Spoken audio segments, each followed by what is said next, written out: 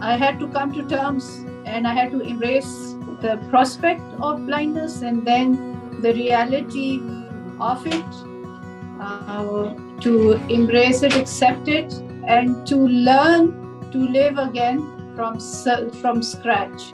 Being a molecular virologist, being somebody who's trained in splicing viral DNA, RNA, developing vaccines, developing anti-cancer drugs. From there, and then to transition as a form of expression into writing and discovering that there's an artist within me. I need to have access, and that accessibility does not begin or stop at putting up a ramp and then patting yourself on the shoulder. You've done a huge thing, and that's it, where the responsibility ends. No, that access implies and means access to all services, all modes of communication, and if a professional is good enough in whichever field, then that professional by law should have access to the tools that he or she needs to achieve their task. Hello and Assalamu alaikum, Dr. Zarina. First of all, I must thank you for taking out this time and, accepting and honoring my invitation. How are you? Very well, and thank you so much. I'm delighted to be here with you once again. When I was at KafeKaam in person, that memory is still so fresh and vivid in my mind. And I'm looking forward to another very productive, interactive session with you. That's very kind, and so fond of you. And those who are still wondering why, then they will come to know, because now I am requesting you to share your story. So very briefly, my story, I think primarily is one of hope.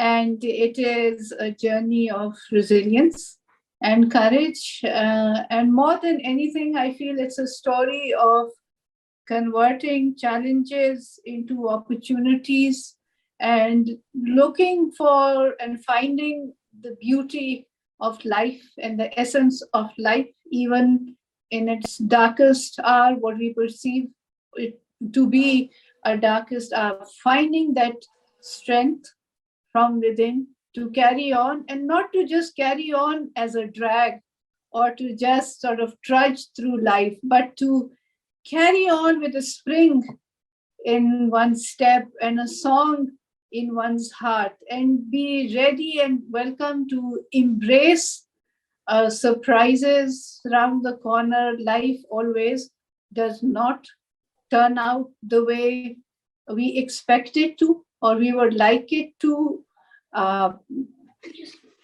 but it's very important to keep going and to just take every day as a gift, as a blessing, and to carry on and overcome the hurdles, and again keep one's perspective in sight, in view, and just continue on this path, following and believing in one's principles and the values that one upholds. So if very, very briefly, my journey is of a transition, accepting the transition and finding ways around challenges in search of a bigger purpose, a purpose larger than and wider than one's own interests solely. So as a doctor by profession and a scientist by profession, I had to come to terms and I had to embrace the prospect of blindness and then the reality of it, to embrace it, accept it, and to learn to live again from scratch. I mean, even from the mundane or the ordinary that we take for granted, which comes instinctively and automatically to us, like walking, eating, dressing, from that to a bigger, a higher purpose, being a molecular virologist, being somebody who's trained in splicing viral DNA, RNA, developing vaccines, developing anti-cancer drugs. From there to take a very, very sharp slide down to a point in life where I was illiterate, in the traditional sense of the word, not being able to see, and along with that, not being able to obviously read or view anything in print or view anything that was right in front of my nose. How to find the inspiration to carry on and find my way around these shadows that I was faced with, and then to transition as a form of expression into writing and discovering that there's an artist within me who was now practically putting paint and colors onto canvas on paper, as opposed to somebody who's been an art lover, when I could see in terms of appreciating this very visual mode of expression, and then realizing that the story didn't end there, but then I took my art served a purpose. It served as a tool to fund many causes, to champion many causes, and to force a dialogue between those who are sighted, who are blessed with the gift of sight, and those who are bereft of this gift, like I was in midlife at the peak. And then forcing this dialogue and making people sit up and take notice of people who are differently able, and to draw their attention, shift the focus rather than what we have lost, as in contrast to focus on what we have gained. I can say, speak for myself, that blindness has taught me so many valuable lessons in life, which I have embraced and welcomed, which I would not have experienced. To give you a very small example, when I think of myself, like I am drawn to the fragrance of flowers, I am drawn to the touch, the velvety, silken touch of the petals. And then I think of so many who are sighted and who take all this for granted, and who may be just walking past this rainbow of colors, not giving thought to this overload, sensory overload that I experience, perhaps because they are distracted by the noise around them, the visual distractions, the auditory distractions, or perhaps they feel that flower bed will still be there for them tomorrow. So I have learned to appreciate what nature holds, and understand my place in the larger scheme of things, my place in this world, my place in harmony with nature.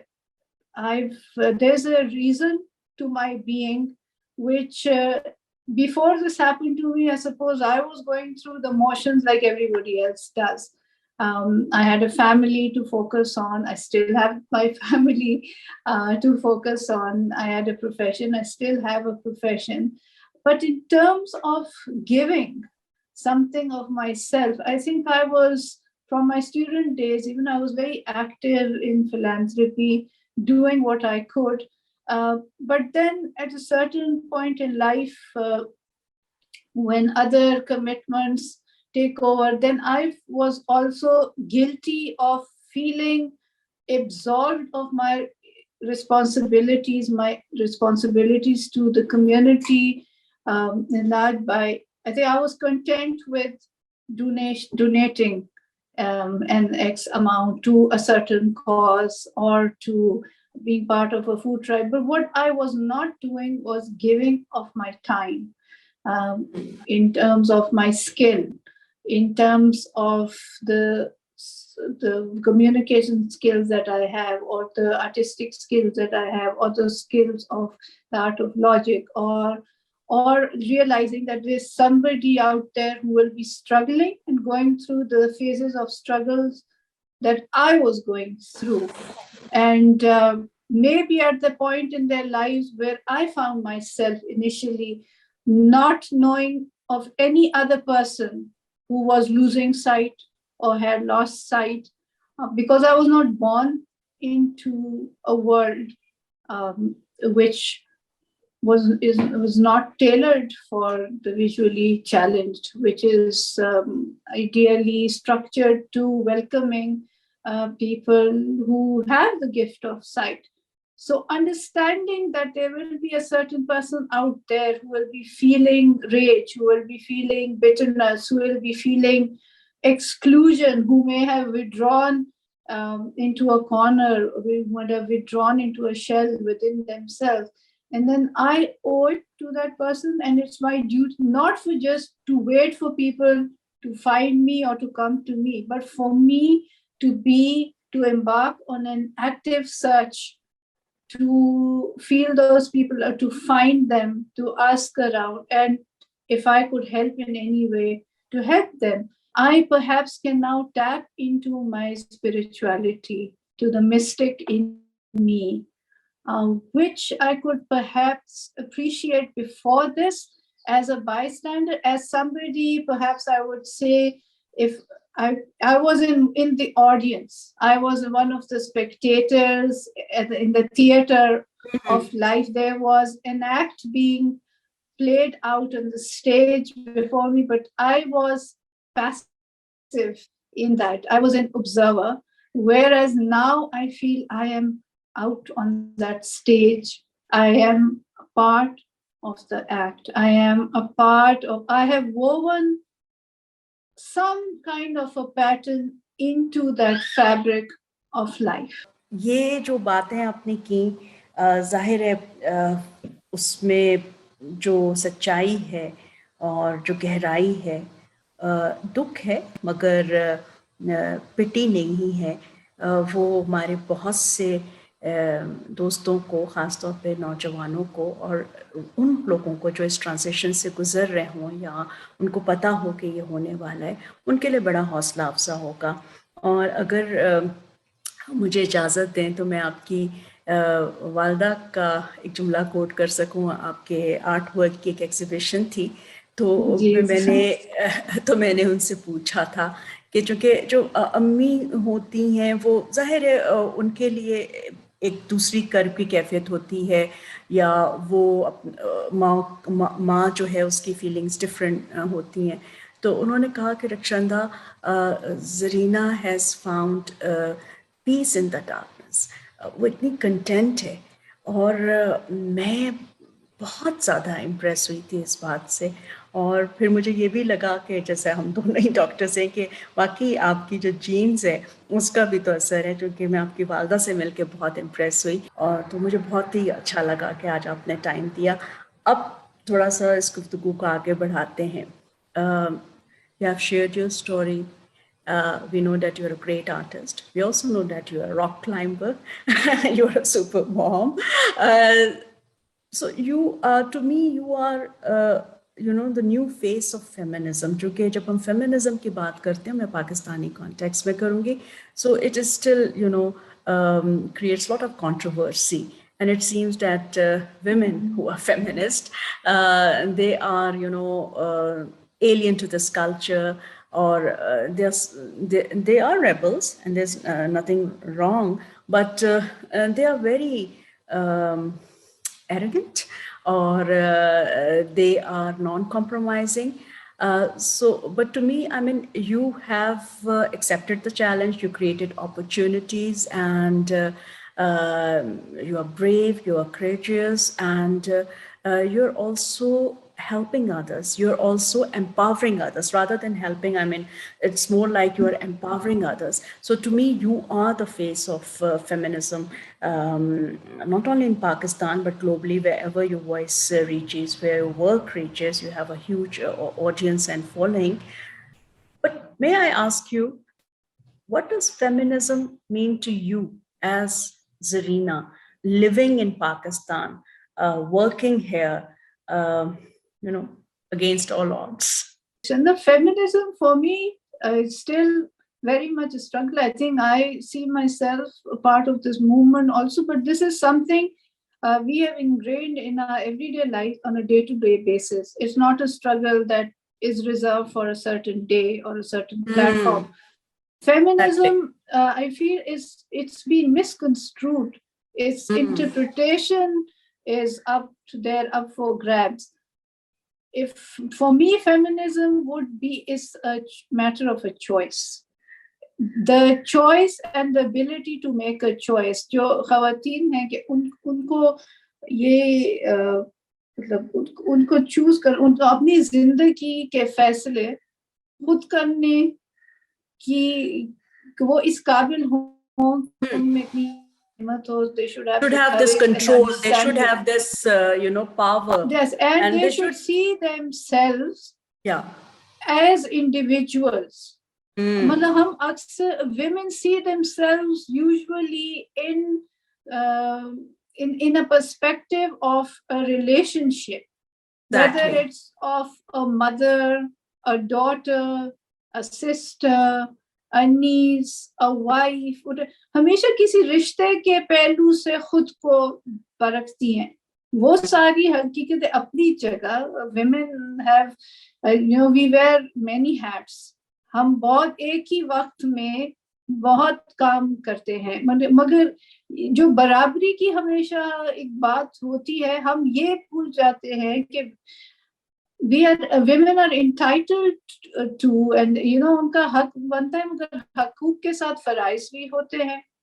Not to abuse that benevolent जो उनके लिए एक margin बनाया हुआ है, but to exercise our rights, understanding our responsibilities. So मैं दोबारा ये कहूँ, for me, feminism is a choice and the ability to make that choice, and it is easier said than done. मगर अपने इक़दार को, our cultures, our values, it's rebellion in the face of a stereotypical verdict that's handed out. But it is not a rebellion in the face, because values जो इक़दार हैं पूरी दुनिया घूम ले, जो the essence of values of a community, they are the same. Exactly. चाहे मशरिक़ हो, मग़रिब हो, east, west, wherever you go, the bottom line, जो the family nucleus या जो ethics of a society are, वो तो नहीं बदलते. We misconstrue them. अब वो जो choice है, जो that could be in terms of how a lady wishes to dress. It could be in terms of the profession she wants to pursue. And then it depends on her. Then she should also have the understanding that she will be up for the challenge of fulfilling all the roles that she is diversifying for herself. Then there's no excuse say that I'm a mother and I'm a working mother, I'm a homemaker, but there's so many other things that I also do with a complete understanding of how I will manage my time and how I will not neglect any other aspect of my duties as a mother, as a woman, as a daughter, as a wife, as a professional. So it's a matter of choice and the ability to make that choice. I think that's what feminism is for me. It's not for women to take on a masculine identity. Yes. I think that's where the error comes the in. fault lies, maybe. Yeah, this is one area, and that makes it very controversial. That's so right. अच्छा, कि आपका जो cloud है, आपकी voice है और आपका एक इन्फॉर्म पर्सपेक्टिव है, तो ये आपकी जो आवाज़ है वो जानी चाहिए उन जगहों तक जहाँ पे पॉलिसी बनती है, चाहे वो हुकूमत में हो, चाहे वो उन इदारों में हो जहाँ जो हुकूमत के साथ विमेन एम्पावरमेंट पे बात करते हैं. तो मेरा आपसे अब अगला सवाल यही है कि what would be your, I mean, करने को तो बहुत सी चीज़ें हैं, but I'm not talking about the wish list. But suppose if you're given a chance and at the power table, and Dr. Zarina, tell us, what would be one recommendation? Very, very important issue, and it's an ongoing conversation. I have had the privilege and the honor to be, to be advising on policy matters behind the scene. But given an active seat at the table, yes, this is a message that has to go out there. I think there are two parts to this. First of all, is that all allocations, all assignments should be based on merit. I think a woman, man or woman, there should be no gender bias in terms of merit, in terms of qualifying, bringing a certain skill set to the table appropriate to the task. I don't believe in a quota system. This may be a very controversial statement, but this is a fact. Merit पे बात करें, चाहे मर्द हज़रात हो या ख़वातीन हो. The other thing, when we talk of people with persons who are differently able, disabilities, just a play on words, but who have the skill set, who can contribute very productively, agar unko they need to have accessibility. They need to have access, and that accessibility does not begin or stop at putting up a ramp and then patting yourself on the shoulder. You've done a huge thing, and that's it, where the responsibility. And no, that access implies and means access to all services, all modes of communication. And if a professional is good enough in whichever field, then that professional by law should have access to the tools that he or she needs to achieve their tasks in a better way. For example, I am visually challenged. There is nothing wrong with my mind. There is nothing wrong with any other part of me. I have lost sight. So by law, any institution that is willing to hires me on merit in terms of what I bring to the table should have the devices, the software, the hardware, the tools that I need to perform my tasks. I need voice recognition. I need John, my computers should have I'm touch typing, such matters, devices. If we just break this down into a very simpler way to understand it, if we ask a child or somebody of a short stature to reach up and grab something which is out of their reach, is it not logical? Is it not instinctive to just provide a footstool or anything that would enable them to reach for something that is within their reach? It's the same definition. And I would also just like to add here that we should not, be very hard on the gentleman. Disability is, yes, I agree, much tougher for women, because in that we have to also, in terms of policy, bring that understanding that safety within the workplace and around the workplace, safety of the women should feel confident. Every woman, disabled or not, needs to feel confident that her person, her being, her dignity is safe. And then to add a dimension to that, women who are mothers, so they need to know that their families, especially if they have small children, that the workplace is going to provide a sphere where the children are safe while she is also at work. And another thing to add to this dimension is that when it comes to women working, now I for myself can say, and I have had this argument all through my professional life. I have worked with institutions that have catered and considered what I was saying, the others who have been rigid. But performance should also be based on targets being delivered and achieved at a certain time, deadlines being met. It should not necessarily have a rigid 9 to 5 or 8 to 8 presence required on on site. I think it's far more important to focus on productivity and delivering the targets to be achieved and met, rather than just having the clock ticking. And many a times, so lady, I have had nothing to do but just be under the time constraint. And then I have made a choice. I have been fortunate enough to convince my employers that to allow me to go and attend to my other responsibilities within that framework. And the tasks have always been, there's never been a deadline missed. I think that is something to consider as well.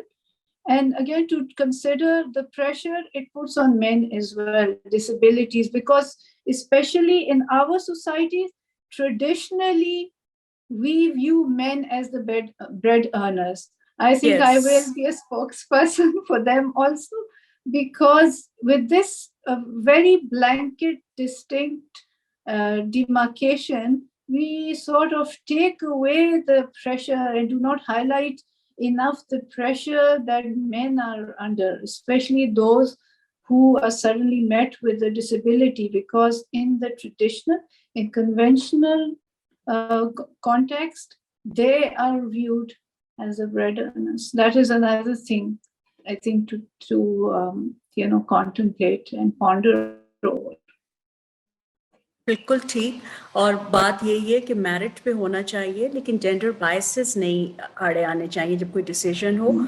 और औरतें जो हैं, we are not asking for concessions. It's all about accessibility. It's all about affirmative action. Doctor Zarina, I will really would love to invite you again, provided you have time. लेकिन अब इसको हम थोड़ा सा कंक्लूड करते हैं आज की इस सिटिंग को. ये बताइए कि आप इतनी अच्छी कम्युनिकेटर हैं, यू स्पीक सो वेल, तो आपको मोटिवेशनल स्पीकर के तौर पे भी बुलाया जाता है, आपके इंटरव्यूज़ भी होते हैं, बहुत जगहों पे आपका काम शोकेस होता है. कभी आपको दिल चाहा कि इतनी जगहों पे बात हुई, लेकिन ये सवाल मुझसे जो है मुझसे अभी तक किसी ने नहीं किया, तो क्यों ना आज रखशिंदा के साथ बात करते हुए इस कैफ़े काम में ही मैं बताऊं कि डॉक्टर जरीना का भी दिल चाहता है कि ये बात वो बताएं या ये सवाल उनसे किया जाए. तो मुझे बहुत खुशी है कि आपने ये सवाल किया है. पहले तो ये बात, so I'm really delighted that you have asked me this question. Because in all these years and interviews, this question has not put forward to me, and I have been many a times itching.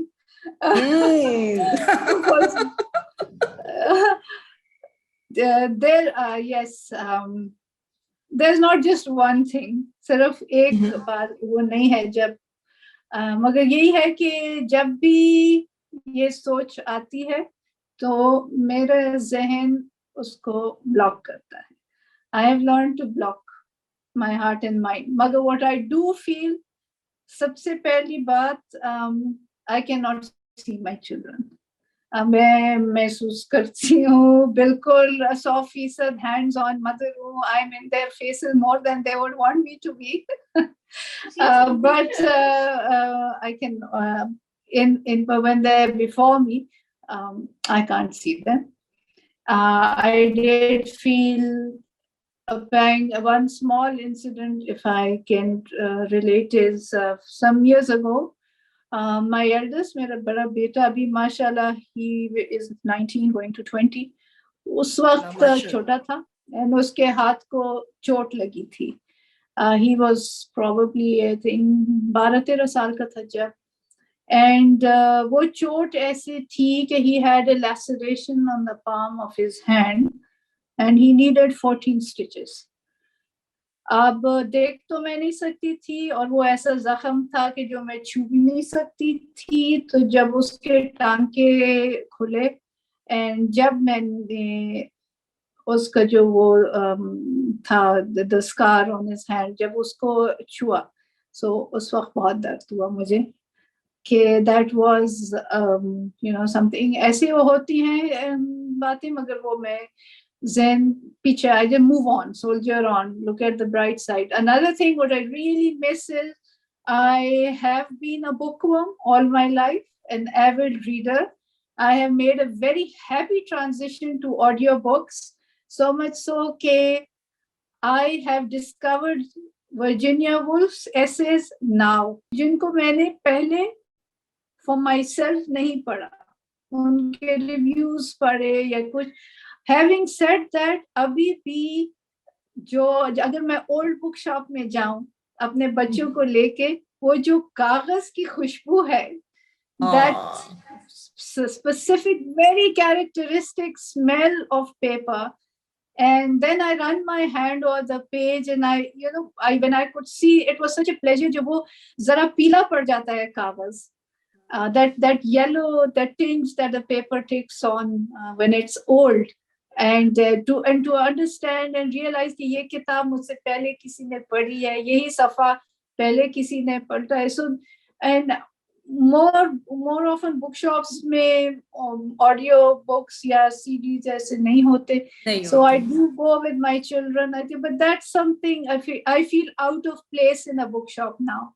That is something I feel. I can stand around, but I cannot pick a book off the shelf. So I think that is something that bookshops need to take into account, especially in our country, for those who are visually challenged. So ये एक और बात होगी which I miss.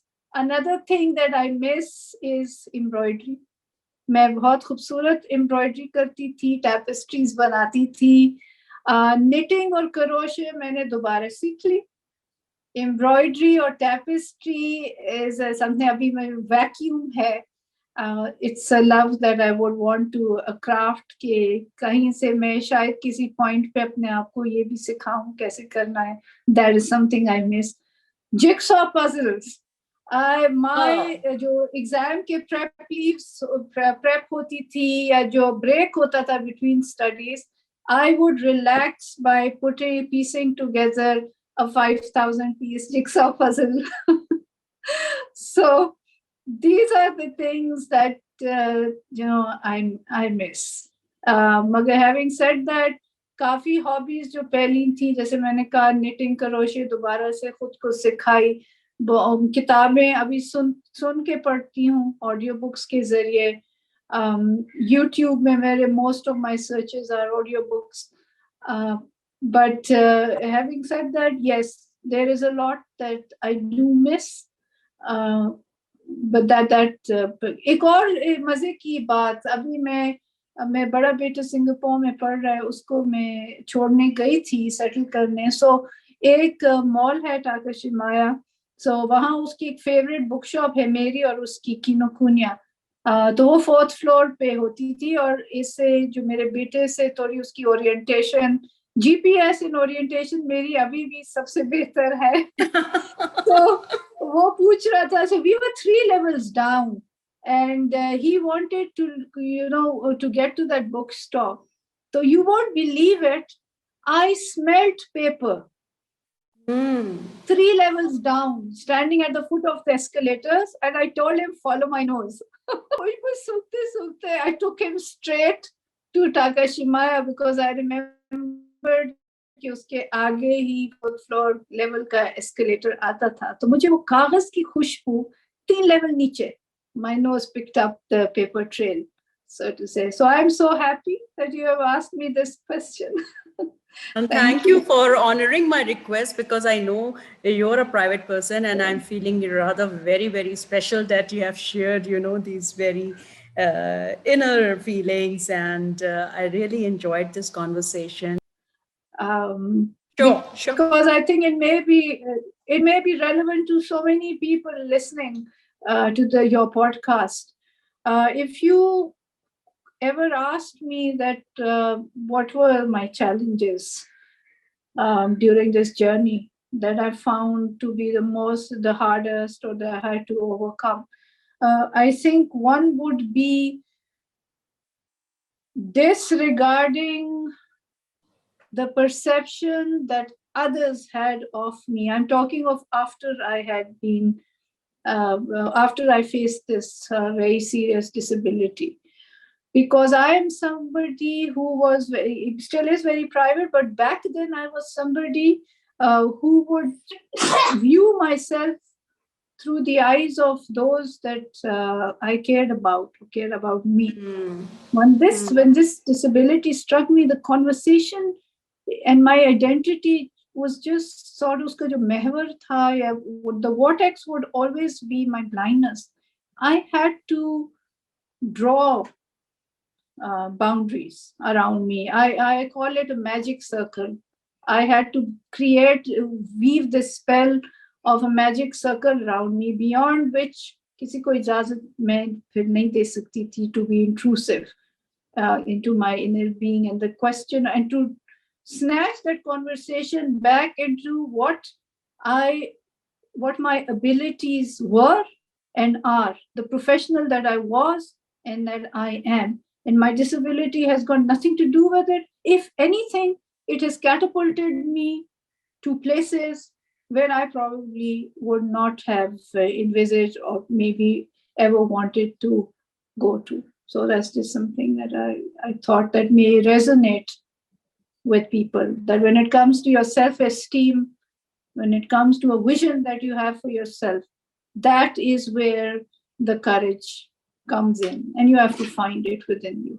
और मैं दोबारा sentimental हो रही हूँ, इमोशनल हो रही हूँ. उसकी वजह ये है कि मुझे अपनी एक दोस्त याद आ रही हूँ जो बहुत ही मशहूर रही, साइमा उनका नाम था.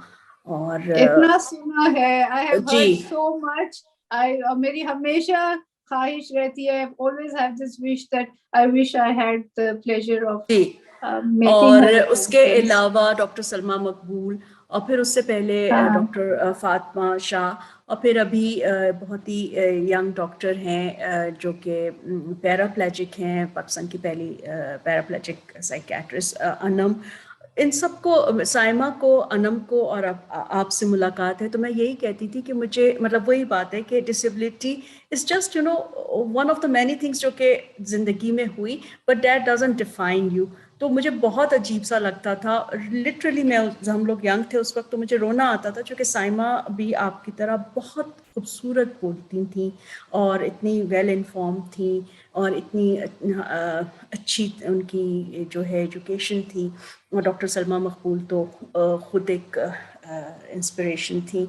तो जब उनको किसी भी कॉन्फ्रेंस में या कोई पब्लिक पॉलिसी डायलॉग में वो होता है ना कि भाई डिसेबल्ड के लिए एक रिप्रेजेंटेशन, तो मैं कहती थी कि यार क्या मतलब तुम लोग मेरिट पे मतलब, तो वो जो कि मेरे जैसे वो लोग इतने, हाँ वो मतलब जरा पोलाइट थे, और मैं एक्टिविज्म, मुझे बहुत गुस्सा आता था. मैं कहती थी कि बाकी लोगों को तो, औरतों क्या मर्दों, किसी को बोलना भी नहीं आता, उनको पता नहीं.